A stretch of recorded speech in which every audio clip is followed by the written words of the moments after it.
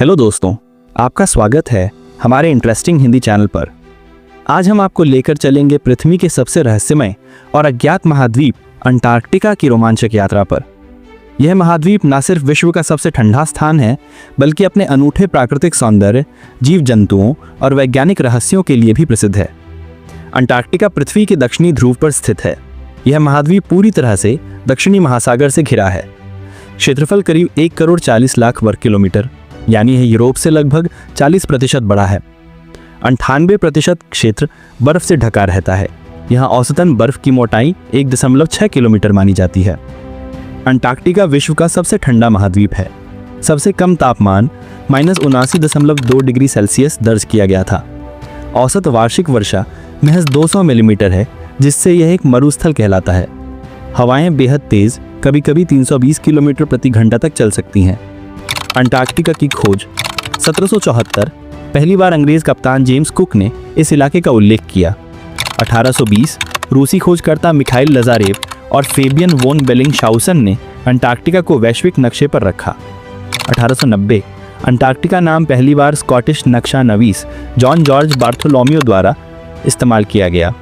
यहाँ सिर्फ खास तरह के शीतनुकूलित जीव जंतु मिलते हैं। पेंगुइन, अडेली एम्परर सील, विडिल रॉस और वेल प्रमुख हैं। वनस्पति में मुख्यतः शैवाल, काई, लाइकेन और 2 किस्म के फूलदार पौधे, अंटार्कटिक बाल घास और पर्लवॉट्स स्वाभाविक रूप से यहाँ के वातावरण में पनपते हैं। अंटार्कटिका में स्थलीय स्तनधारी नहीं मिलते। 1959 की अंटार्कटिक संधि के अनुसार यह महाद्वीप वैज्ञानिक अनुसंधान के लिए सुरक्षित क्षेत्र है। किसी भी देश को इसका पूर्ण अधिकार नहीं है। सैन्य गतिविधियां और खनन पर प्रतिबंध है। यहाँ कोई स्थायी मानव बस्ती नहीं है। लगभग 30 देशों के वैज्ञानिक अलग अलग शोध केंद्रों पर साल में 1000 से 5000 की संख्या में रहते हैं। भारत के भी रिसर्च स्टेशन मैत्री भारती अंटार्कटिका में सक्रिय हैं। ठंड, बर्फीली आंधियां, सूर्य की अल्प दर्शन अवधि यहाँ की मुख्य चुनौतियां हैं। यहाँ की बर्फ और ग्लेशियरों से वैश्विक समुद्र स्तर पर भी बड़ा असर पड़ सकता है। वैज्ञानिक यहाँ जीवाश्म, जलवायु परिवर्तन, ग्लोबल वार्मिंग, समुद्री जीवन और अंतरिक्ष जलवायु संबंधों का अध्ययन करते हैं। यहाँ कोई समय निश्चित निर्धारित नहीं। रिसर्च टीमें अपने अपने देशों का समय उपयोग करती हैं।